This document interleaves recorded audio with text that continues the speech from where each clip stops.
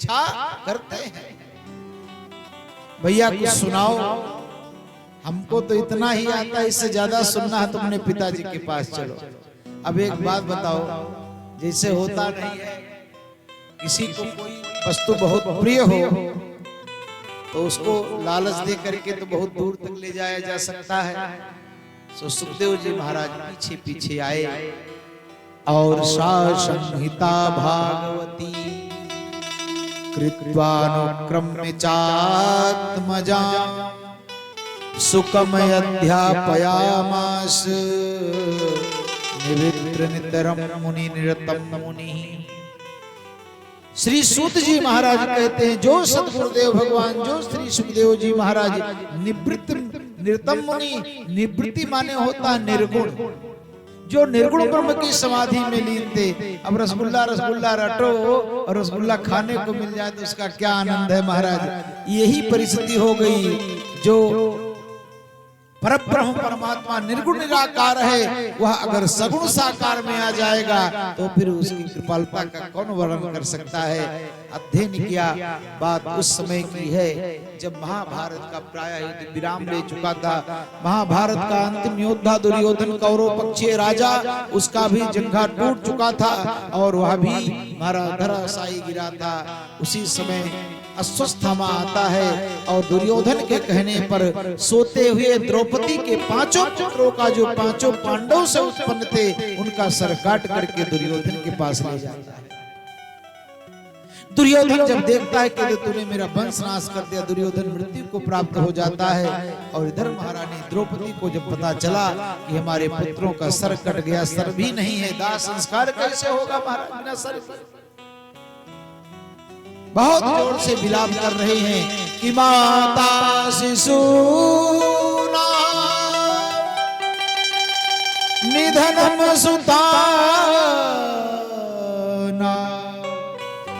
निसम्य घोरम परितप्त मान। बहुत जोर जोर से महाराज माता शिशु नाम निधनम निसम्य घोरम तदारुद्वाष्प कला कुलाक्षी सांत्वयन्ना हकिरीट माली। अर्जुन ने सांत्वना दिया, देवी तुम चिंता मत करो, जिसने भी ऐसा जुगुप्सित कर्म किया है, निंदित कर्म किया है, मैं इसको पकड़ करके लाऊंगा, जो कहोगे वो दंड दिया जाएगा।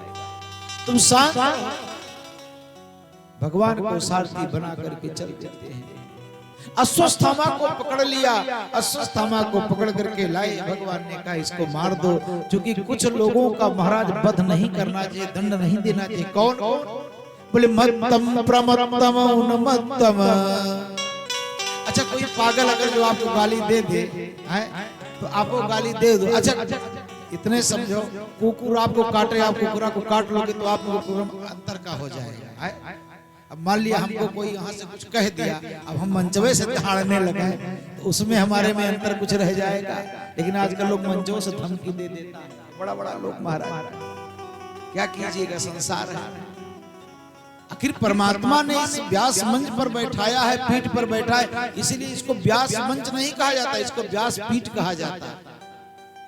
मंच तो दूसरा हो गया जहां पर महाराज केवल मनोरंजन वाला सब होता है, वो मंच होता है, व्यास पीठ है। तो व्यास पीठ की अपनी कुछ मर्यादा है। श्री मत्तम प्रमत्तम उन्मत्तम, सोए हुए को, बालक को, स्त्री को। अब आजकल पारिवारिक न्यायालय में जाकर देखिए महाराज, कितने लोग झूठे, कुछ असलियत के सब लोग फंसे हुए हैं। ऐसे लोगों को नहीं मारना चाहिए, इसने बड़ा निंदित कर्म किया है। अर्जुन ने कहा नहीं मित्र, हम इसको पकड़ कर ले जाएंगे, जो कहेगी द्रौपदी वही दंड दिया जाएगा। अब द्रौपदी भी रो रही थी, सुसुक सुसुक करके, पुत्र का वध हो चुका है। और अब जब गुरु के पुत्र को बधा हुआ देखा तो और जोर जोर से रोने लगे। अरे अर्जुन क्या कर रहे हो, छोड़ दो छोड़ दो छोड़ दो छोड़ दो। उवाच चासहन्तस्य बन्धनानयनं सती मुच्यता मुच्यता में स, इसको छोड़ दो मुच्यता मुच्यता में समुच्यता, इसको छोड़ दो। क्यों छोड़ दिया जाए? बोले ब्राह्मणो नितराम गुरु, ये ब्राह्मण है और गुरु है। जानते हो जिस विद्या को आपके गुरु ने आपको बतलाया वह ये बेटा होते हुए भी नहीं सीख पाया। सरहस्यो धनुर्वेदम सविसर्गोपसंगमः अष्टग्रामश्च भवता शिक्षितो यदि अनुग्रहात्। जिनकी कृपा से आप अर्जुन बने हुए हो उन्हीं का बेटा है, छोड़ दो। युधिष्ठिर ने कहा जो होना था हो गया, अब छोड़ दो, क्या जरूरत है, छोड़ दो। भीम ने कहा सब छोड़ देंगे, हम नहीं छोड़ देंगे। द्रौपदी महारानी ने कहा माम रोदी दस्य जननी गौतमी पति देवता, जैसे मैं रो रही हूं पुत्र के मरने के कारण और तुम्हारी गुरु माँ को भी वही रोना पड़ेगा, इसलिए छोड़ दो। लगा पांडवों में विवाद हो जाएगा, भगवान से पूछा क्या करें। भगवान ने कहा ब्रह्म बंधुर नहातभ्यः आतताई विधारणा उभयो भयमामनातम परिपह्यान शासन। ये इतना भी आप निंदित कर्म किया है, ब्राह्मण है, ब्राह्मण का दैहिक वध नहीं होता है, लेकिन इसमें आतताई भी है, इसलिए इसका वध किया जाना ठीक है। भगवान ने कहा भाई जो करना हो करो, क्योंकि शास्त्र सबका तस्मात् शास्त्रम प्रमाणम ते कार्य व्यवस्थित, क्या करना चाहिए क्या नहीं करना शास्त्र प्रमाण है।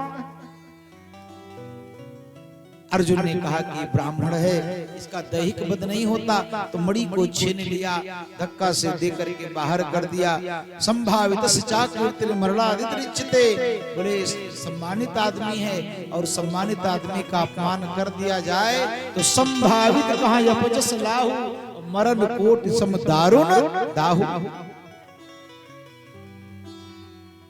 भगवान का तो शुक्रगुजार होना चाहिए कि प्रभु आपने बड़ी कृपा करी, मैं बच गया। लेकिन अश्वत्थामा ब्रह्मास्त्र का प्रयोग कर देता है उत्तरा महारानी के गर्भस्थ शिशु के ऊपर। आप विचार करो, जिसके रक्षक भगवान हो उसका कोई बाल बांका कर सकता है? एक नहीं दो नहीं, सारा संसार एक तरफ हो जाए और भगवान अकेले खड़े रहे तो भी बाल बन बांका कर सके, जो जग बैरी हो।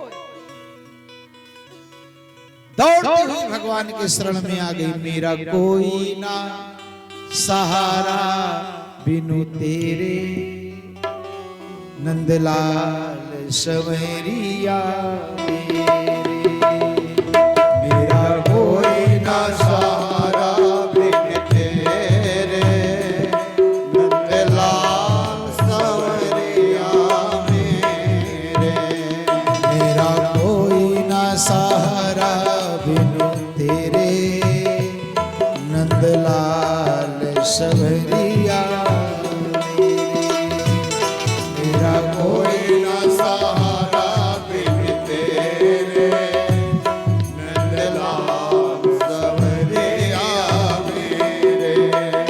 पाहि पाहि महायोगिन देव देव जगतपते,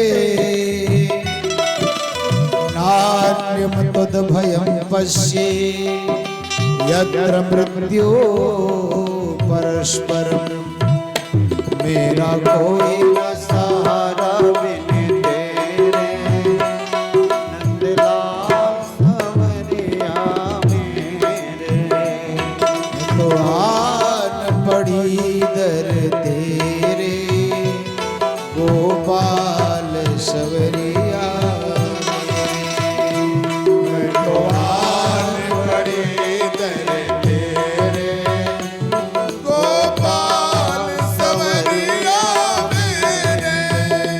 हे मधुमास के बाल रबियल के बिखराते आ जाओ, हे मधुमास के बाल रबियल के बिखराते आ जाओ, इस टेढ़ी मेढ़ी चितवन से सब को चकराते आ जाओ, सब को चकराते आ जाओ, क्योंकि मेरा कोई ना सहारा बिन तेरे, कोई ना सहारा बिन तेरे।